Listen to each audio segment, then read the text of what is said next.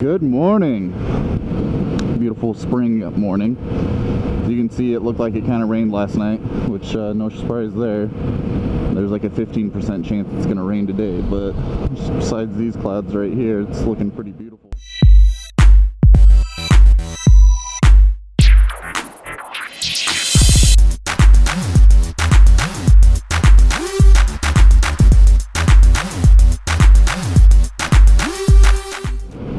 I'd figure I'd talk about the differences between my new Gsxr and my old Gsxr. So if you can't tell, obviously I'm on a different bike. My old bike was white, it was a super sport, and her name was Emma. And now I am on this 2015 red Gsxr. I got it with about 2,500 miles on it. I'm just shy of 3,000 now. Traded it in at Snake River Yamaha. Got a pretty good deal on everything, so no complaints there. But you might be wondering, especially some of you who, I don't know, haven't rode a lot, wondering, well, why would you go from a Gsxr 600 to an Gsxr? Obviously this isn't nearly as aggressive looking, which you might think isn't as fast, which you're absolutely right. This isn't quite as fast as the Gsxr was. Gsxr had an inline 4 versus this. This is a parallel twin, but it is just shy of 700 cc's instead of 600. But it's still not as much power. I think this has around 70 horsepower, somewhere in that range, versus with my Gsxr with the exhaust on it and tuned, it was about 134 horsepower. So kind of a big difference there. Yeah, dude, this guy's got the right idea. Sat dead. So big power difference. The thing with the inline 4 motors though is that you do have to rev them high to get the power out of them. Like this has about 50 pounds of torque. My Gsxr had about 50 pounds of torque, but to hit my Gsxr's 50 pounds of torque, you know, I'd be at like 8,000 RPMs. Versus this, you know, I can get it in 4 or 5 range, like not nearly as high. And it also redlines at 10,000, if you can see that there. Versus the Gsxr that would redline around 15 or 16K. Inline 4s are a lot higher revving, but you do get more power out of them. But the big reason why I actually decided to trade it in was for comfort. I still am, mainly a commuter on motorcycles. Like I'll do a little bit of riding out in the mountains, or I actually did a long trip on my Gsxr, which was just a horrible idea. I went from here to Butte, Montana, which in a car is about 6.5 hours, and it took me about 8 hours on the bike because I had to stop so much more. But I'm mainly a commuter, so the upright seating position you get in a sport bike like the Gsxr is far more comfortable than the 3/4 tuck position you get on a super sport. On top of that, like when you'd go, you want to open it up and have fun. Like a lot of the roads here are 35 miles per hour. Like this road right now is actually 40. But on a road like this, if I wanted to, like, you know, take off from the line, I'd hit 40 in first gear, no problem, and then just shift up into second and have to cruise. Which, I mean, it's fun when you first get it, just being able to like zoom past everyone, but that feeling, that acceleration you get, you want to continue to do and push further and further and further. So really the only place you can do that, and you're still kind of breaking the law because, you know, you end up hitting 80, 100, sometimes even more, is out on the freeway, which is kind of dangerous to do because you got a lot of cars and stuff. But that's like the only place you can get that feeling of it pulling to get up into that power band, to actually have that fun experience. I mean, don't get me wrong, it was still fun to ride in town. It's just, this is more fun in town. Like I went and did a trip to Idaho City on this, and there's some spots where I really want to open it up and it doesn't pull quite the same as the Super Sport did. I mean, no super big surprises there. But like at that point I kind of wish that this had a little bit more, but that's like the only time. I could have gotten an F09 and probably filled in the gap because that's has a triple, an inline 3. But again, I commute mostly, and this gets better gas mileage, and was actually about $1,000 cheaper than the F09. So it just made more sense economically to get an FZ07. Plus the styling on this thing is gorgeous. I'll throw up some photos for those who haven't seen an FZ07. But it's really nice. You can see it's still got a nice wax here on it, and I'm surprised there's actually a little bit of flake in the paint. Like, you can only see it when it's in direct sunlight, but there's a little bit of flake, so it looks nice. Versus my Gsxr was had a pearl paint, and that shit was shiny as hell. But yeah, so seating position's huge. This seat feels a little more comfortable. And one thing you guys got to remember is the Gsxr, that gen, it's the most recent gen, it was 2011. It has an ergonomical package on it to make everything more adjustable, more comfortable, everything like that. You know, it had the steering dampener in it, adjustable forks, all that kind of shit. And so I mean, it was comfortable for a super sport. Like, I rode Jimmy's R6 and it wasn't quite as comfortable. And then the seat they put on the Gsxr is a little bit more narrow as well than on like an R6, so that was kind of nice. Like, you didn't, like, going from the Gsxr to the R6, you felt like, you know, you had to butterfly your legs out, which was no fun. The other thing with this is, because it does rev so much lower and you get to that torque band a lot quicker, this thing is pretty easy to do a power wheelie on in first gear. You just kind of gotta rev match it a little bit and then give it a little and you'll your tire's coming up. I still have not mastered the wheelie. Like, I think I need to come up just a little bit higher to ride one out, but it's such a weird feeling to get used to, at least for me. I'm sure once you get there, it's like, oh my god. But yeah, so it's torquier, and it's not a slow bike. Like, don't get me wrong, this is not a slow bike by any means. It's still got a lot of speed. It's still gonna be faster than most cars out here on the road.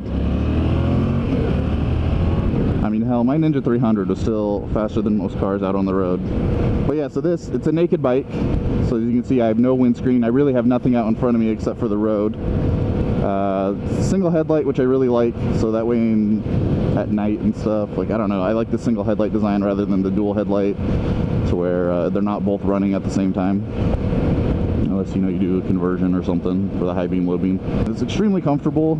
It does have a back seat on it, like a super sport or just a sport bike, I guess.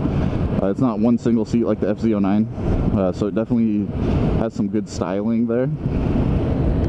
And then I've done a few mods to the bike. If any of you are familiar with the FZ07s, you would know the front blinkers up here are typically huge fucking orange bulbs. Like, that is a giant. So I have some aftermarket blinkers up here and in the back.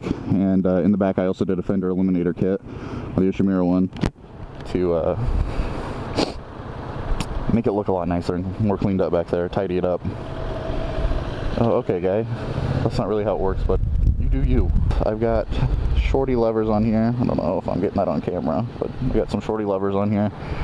Adjustable shorty levers. It just feels a lot nicer. I've blacked out my rear sets with Plasti Dip, which is actually holding up a lot better than I thought it would. It held up through a wash, and it's also held up through riding to Idaho City and back, on top of any of the other riding, you know, just regular commuting I've done.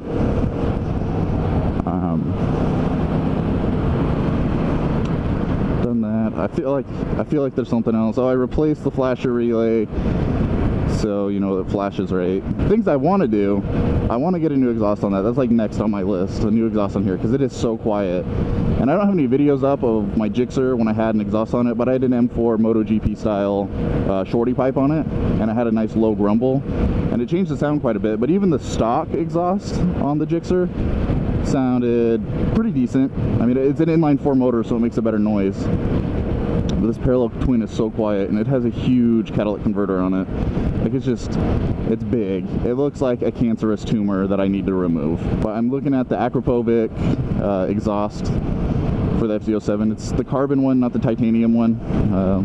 Titanium one's a little too expensive for me, and I like the way the carbon one looks better. I'm kind of going for a black and red theme on the bike here, if you can't tell.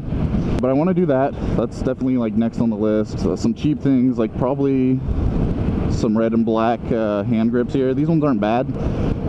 Again, that red and black theme though. Kind of a matching diva. Other than the exhaust, the other expensive thing I want to do is I want to get a BK Moto HID Halo headlamp. But yeah, I really want one of those. I want it with the white angel eyes and just some white halos in it, and then obviously it's an HID lamp, so in the cool white. But I think they look so nice. They look amazing. BK Moto has done a fantastic job with those things, and I really want it. But yeah, so exhaust, grips, my headlamp. Jeez, I don't know.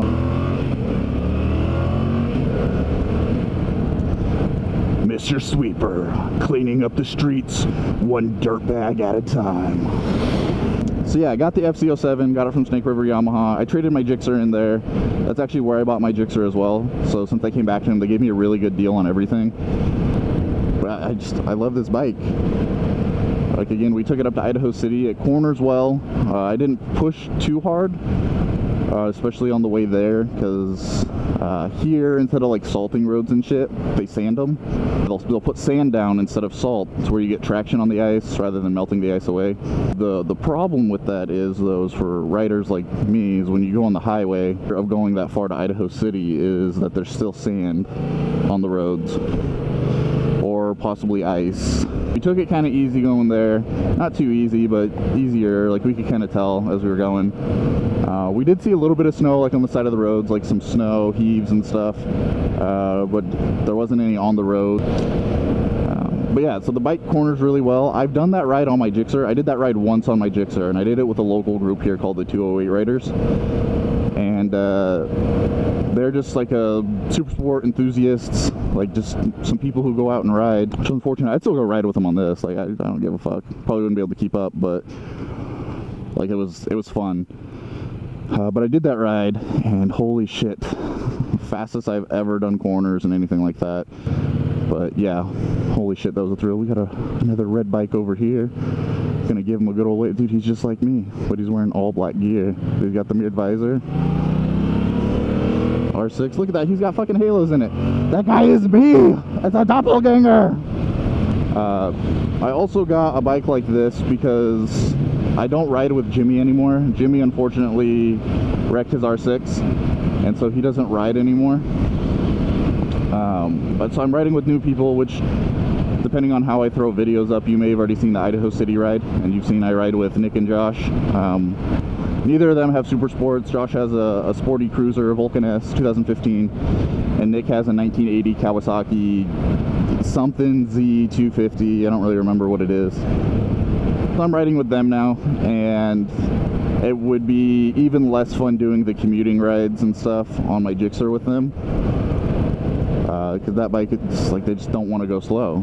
That is why. So I'm just going to call it here. I'll see you guys next time. Peace.